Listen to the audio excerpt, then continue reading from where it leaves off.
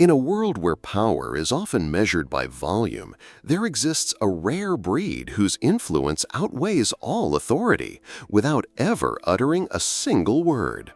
They don't need to shout, give orders, or use force.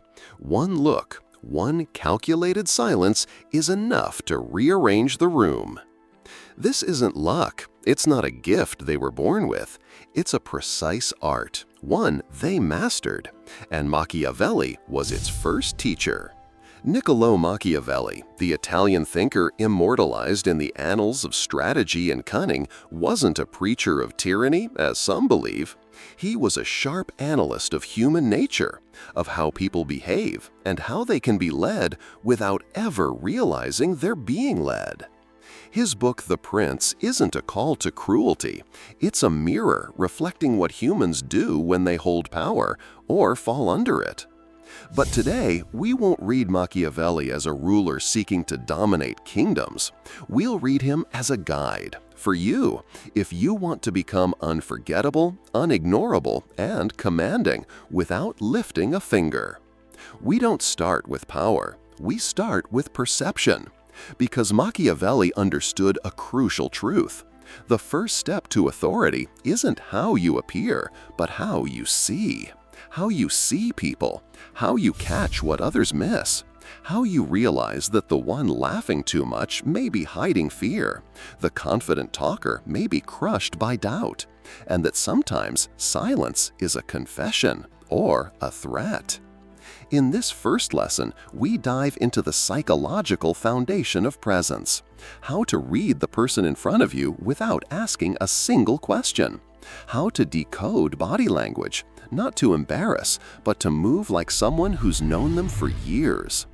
Look at the shoulders. Are they held high in pride or hunched in caution? Watch the eyes. Are they steady with certainty or searching for an exit? Listen to the silence before the words. People expose themselves most when they think they're hiding. Then begin the real analysis. What drives this person? Fear? A hunger for validation? A need to prove themselves? Once you understand what moves them, they're no longer an opponent. They're a map, and you hold the compass. This is the first seed of presence, being the only one in the room who sees what no one else can. That ability to know and not show, to understand and stay silent, is what Machiavelli would call intelligent manipulation, not deception, anticipation, guiding people toward your goals by understanding theirs before they do. In the next chapter, we'll turn this understanding into presence, a presence that makes people step aside, not because you're scary, but because you're too solid to ignore. Now that you've grasped the first principle, that presence begins with deep understanding of human nature, it's time to ascend to the next level, crafting the image that cannot be forgotten. Because Machiavelli didn't just want you to see the world with sharp eyes. He wanted you to become the mirror no one could look away from. But be warned, the art of presence has nothing to do with loud voices, forced charisma, or flashy appearances. It's a precise inner architecture, built brick by brick from within until it radiates as an aura, felt but never touched. The first step? Know who you are and stand on that ground with conviction. Machiavelli believed that those who exaggerate their power are often the weakest, but those who admit their flaws when necessary and reveal their strength only when needed are the ones truly respected. People don't fear muscles, they fear those who don't need to flex them. So, if you want to build commanding presence, start with honesty, with yourself. Acknowledge your mistakes not as a sinner, but as a strategist. Don't deny your fears, turn them into fuel. Don't hide your doubts, study them until they become your compass. Then comes the art of balance. Be firm without being harsh. Be kind without being soft. This isn't a slogan, it's a stance. When you make a tough decision, don't run from it, but don't over-explain either. Let your actions speak. And when you treat others fairly, don't act like you're doing them a favor. Make justice part of your identity. One of the greatest secrets of presence, something Machiavelli knew early, is this: the power of silence. In a world that never stops talking, the silent one becomes the most visible. Silence isn't emptiness, it's space. A space that makes others wonder, what's he thinking? What is he hiding? When will he speak? And the longer the silence lasts, the heavier your presence becomes. But silence alone won't do it. It must be paired with disciplined movement, clean appearance, and behavior that reads like bold headlines. Stand straight, walk with measured confidence, speak low but clear. Don't fidget in interviews, don't overact your emotions. Eyes judge before ears do, and what they see matters more than what they hear. Your presence is not an outfit, it's a project you plant and grow. And without realizing it, people are drawn to those who seem stable, assured, and uninterested in applause, but focused on impact. In the next part, we'll dive even deeper: how to turn this presence into soft power, the kind that makes people act in your favor, all while thinking it was their own idea. Then comes the art of balance. Be firm without being harsh. Be kind without being soft. This balance isn't a slogan, it's a posture. When you make a hard decision, don't run from it. But don't justify it either. Let your actions speak for itself. And when you treat others fairly, don't make them feel indebted. Make them feel justice is simply who you are. One of Machiavelli's greatest secrets to presence: the power of silence. In a world where everyone speaks non-stop, the silent one commands the room. Silence isn't emptiness, it's space. It makes others wonder, what is he thinking? What is he hiding? When will he speak? And the longer the silence lingers, the heavier your presence becomes. But silence alone isn't enough. It must be paired with discipline in motion, cleanliness in appearance, and behavior that speaks like capital letters. Stand upright, walk with intention, speak softly but clearly. Don't fidget in interviews, don't overexpress. The eye translates faster than the ear. What people see in you speaks before you ever open your mouth.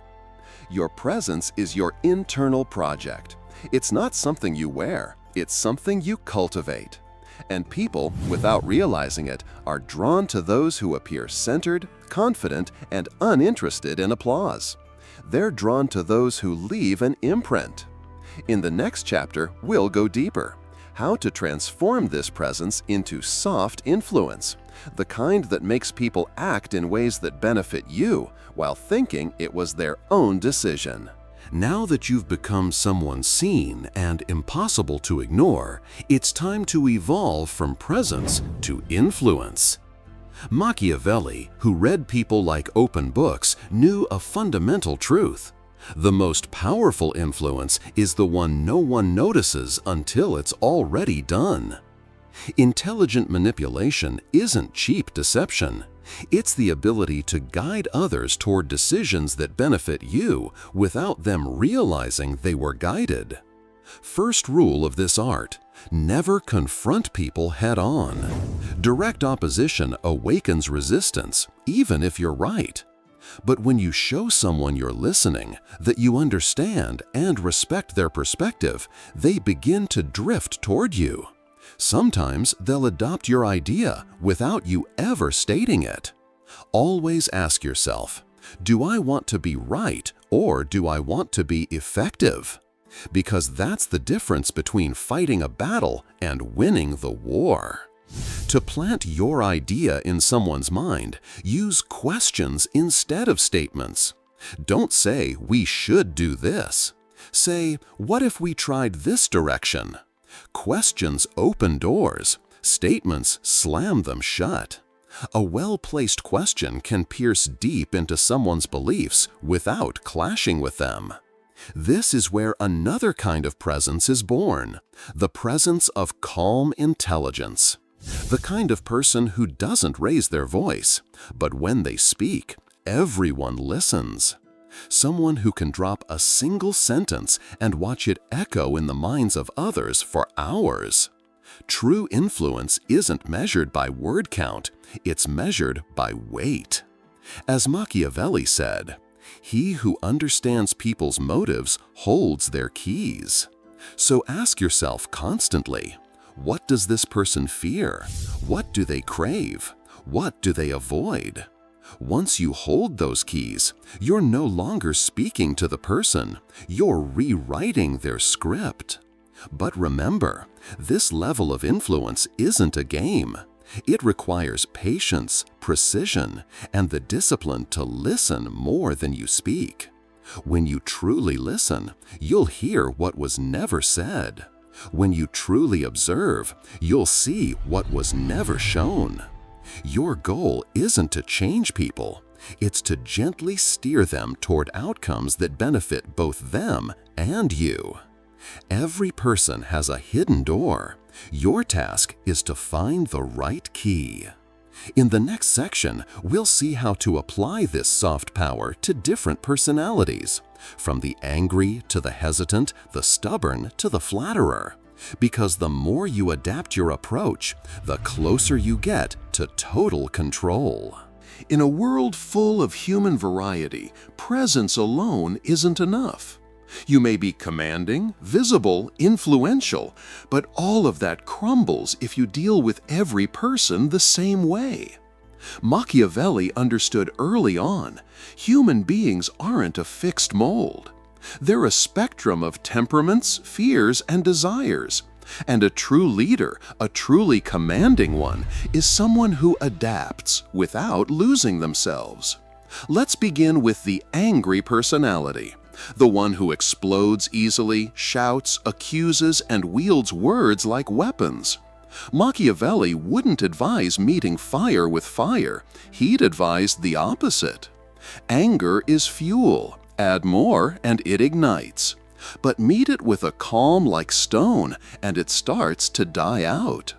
When the angry one puffs their chest, you become the anchor. Let them empty themselves. Don't interrupt. And when the storm passes, respond with few, deliberate words.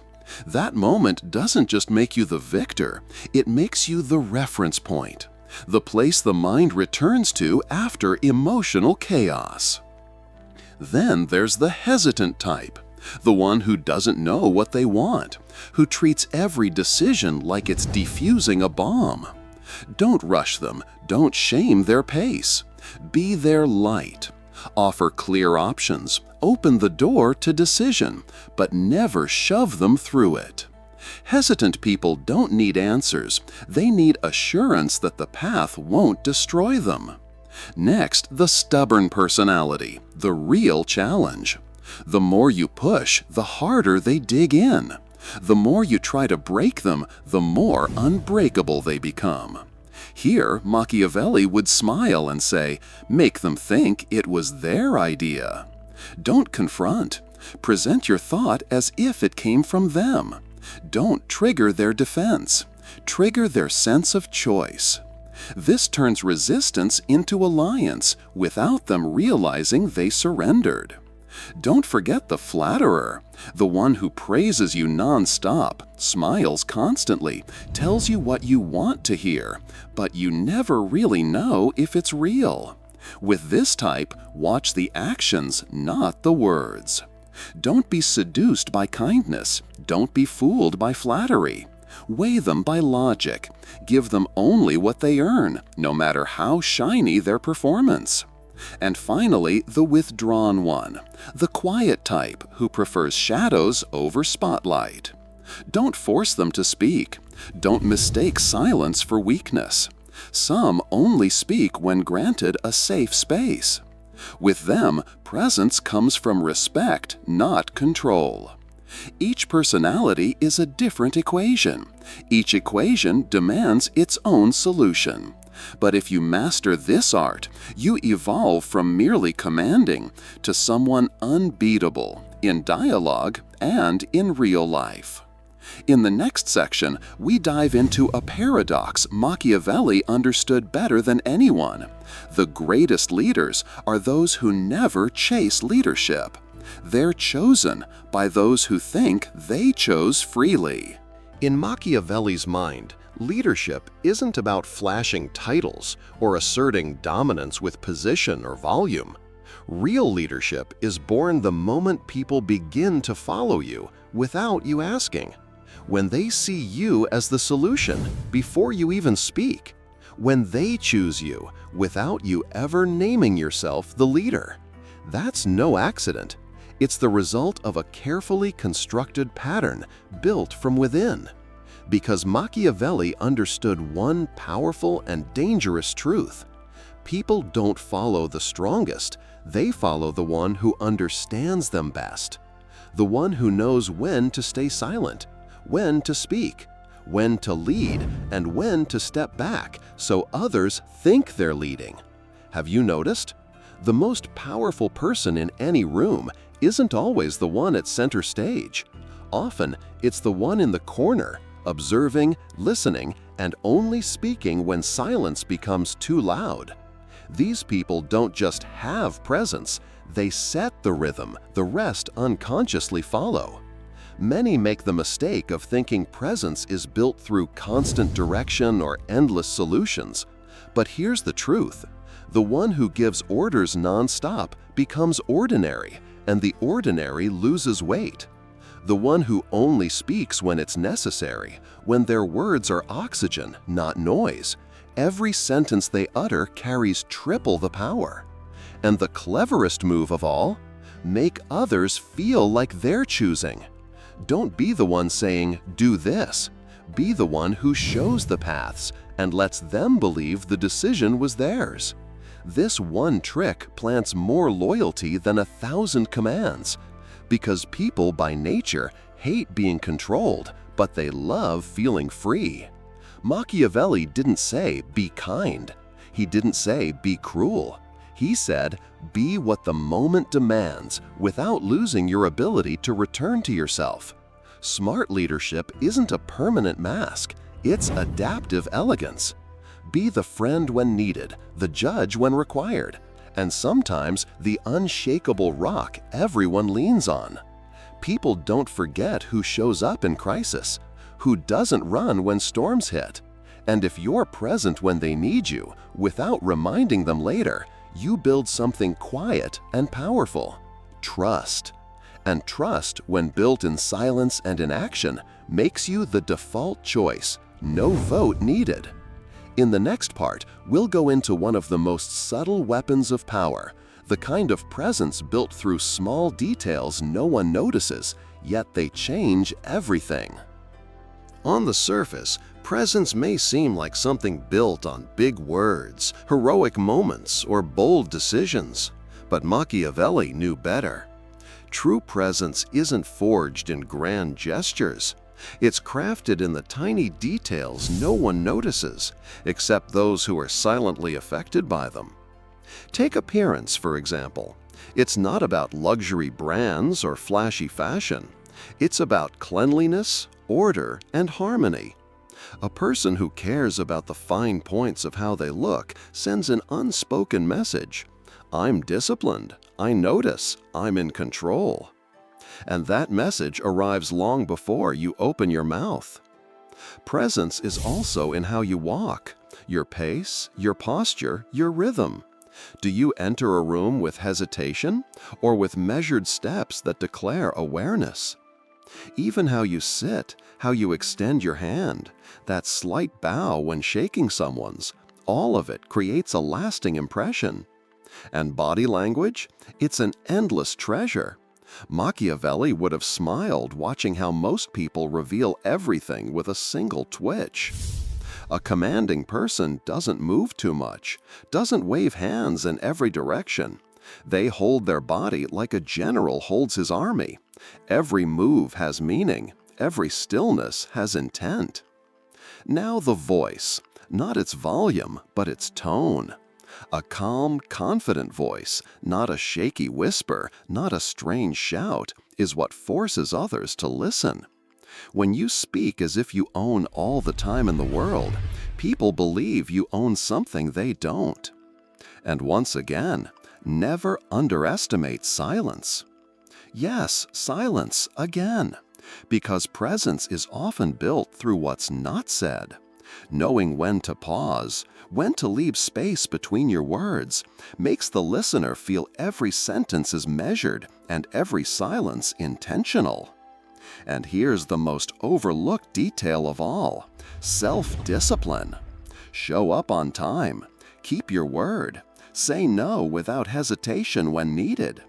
These small repetitions create a mental image. You're someone who doesn't waver, doesn't retreat, doesn't follow the mood of the day. Presence isn't demanded, it isn't forced, it is earned through the accumulation of invisible acts. The person who doesn't interrupt, doesn't ramble, doesn't make promises they can't keep, doesn't reveal all their cards, that's the person others instinctively respect. In the next part, we move to a deeper layer: how to turn presence and disciplined behavior into loyalty. Not just people who follow you, but people who defend you when you're not even in the room. Achieving presence is one thing. Keeping it is something else entirely. Impressing people once isn't enough. Machiavelli knew that true influence isn't measured by a moment of admiration, but by what remains after everyone leaves the room. Who follows you when you're present, and who defends you when you're not? Those are the questions of silent leadership, of enduring presence. The key difference here is invisible loyalty, not the kind built on favors or flattery, but the kind planted through behavior and reinforced over time. Its first seed? Practical integrity. Don't promise what you can't deliver. Don't pretend to believe what you don't. And above all, never wear one face in public and another in private. People might stay silent, but they see, and they remember. Then comes presence in moments of need, not when things are smooth, but when they're breaking. When someone on your team is wronged, speak up. When mistakes happen, face them calmly without drama. These are the moments that build walls of trust stronger than any slogan. Show that you rely on people, but never make your reliance total. Let them feel important, but never let them think you're dependent. This balance between closeness and boundaries creates respect. Be accessible, but never overexposed. Let them hear your voice, but not touch you too easily. Beware overpresence. The more often they see you, the more they take you for granted. Machiavelli wouldn't wear his royal robe every day, only when needed. Because rarity builds reverence, and a well-timed appearance increases value. Turn your mistakes into opportunities. Yes, even leaders fall. But what matters is what happens after the fall. Don't run, don't justify. Say, "I made a mistake, I'll fix it." That sentence alone can double the respect people have for you, because it proves you're strong enough to face yourself. And never forget, people don't forget who stood by them or who abandoned them. Choose your place in their memory carefully. If you build an image of justice, reliability, honesty, and calm presence in crucial moments, they won't just follow you, they'll protect you. Because they're not just defending you, they're defending what you represented to them. In the next chapter, we'll explore the highest tier of presence: unshakable humility, the kind that doesn't lower your value, but raises you above those who pretend to be strong. Many confuse humility with weakness, so they fake strength to avoid looking broken. But Machiavelli, despite his reputation as a master of cunning, understood that those who show genuine humility without surrendering their position are the strongest of them all. Humility isn't stepping down, it's standing tall at the summit, silently. A commanding man or woman doesn't need to list their achievements in every conversation. Their impact walks ahead of their biography. The ones who speak of your virtues are those who were moved by them, not you reciting them to gain applause. And this quiet humility is what gives your presence a human glow. It draws people closer without lowering you. It inspires without making others feel small. To listen attentively to someone below your rank or with less experience doesn't lower you. On the contrary, it reveals balance, security, comfort in your own skin. But the one who interrupts everyone just to sound like the smartest in the room, they're not fighting others, they're fighting their own shadow. Humility isn't in words alone, it's in actions. To admit a mistake without collapse. To accept another's idea if it's better without feeling threatened. To smile sincerely at someone who has nothing to offer you because you see respect as a responsibility, not a privilege. And if you want to see the difference between arrogant presence and humble presence, watch how people react. Arrogant presence silences people, but plants fear. Humble presence encourages them to speak because it plants safety. The first builds from above, the second builds from the heart. People don't follow those who shout at them, they follow those who understand them. They don't respect the arrogant, they respect those who see others as human, not as tools. So, if you want a presence that endures, let your behavior carry a human touch. Don't erase yourself, don't abandon your position, but don't treat it like an untouchable throne either. And the key question is, how do you balance it? How can you be humble without opening the door to those who'd exploit you? The answer is simple. Let your humility be a choice, not a result. When you show mercy, do it from a place of strength. When you listen, do it knowing you didn't have to. That is true humility, having the power and choosing grace. In the next part, we approach the peak of the pyramid. How to control without seeming to control. How to make your decisions final without raising your voice or flashing your authority. There's a level of power so refined, so subtle, that it no longer looks like power at all. It's not about threats, not about shouting, punishing, or reminding others who's in charge. It's the kind of control that feels like guidance, but leads exactly where you want it to. Machiavelli didn't crave power for power's sake. He craved the ability to shape outcomes, to influence without coercion. And the most elegant form of control is the one that lets people feel they're free. Here's the paradox. People will resist domination, but they'll obey influence they believe they chose. So, how do you control without appearing to? Set the stage. Design the options. Frame the consequences. Let them choose from the paths you carefully arranged. They'll walk into your design thinking it's their will, and they'll defend it as if it were their idea. It's not manipulation, it's architecture. This is why the most commanding presence in the room doesn't need to convince anyone. He creates the environment where disagreement feels irrelevant, where rebellion seems impractical. That's real control. Control without tension. Power without pressure. But don't mistake this softness for surrender. You still lead, you still decide, but you present your decision in a way that feels aligned with the group's interests. You show the why, reveal the benefits, and leave room for others to participate, even if the direction was already chosen. That way, people don't resist the rule because they helped shape it. Here's another tool: strategic absence. Sometimes the best way to strengthen your presence is to disappear just enough. When you're too available, your presence loses value.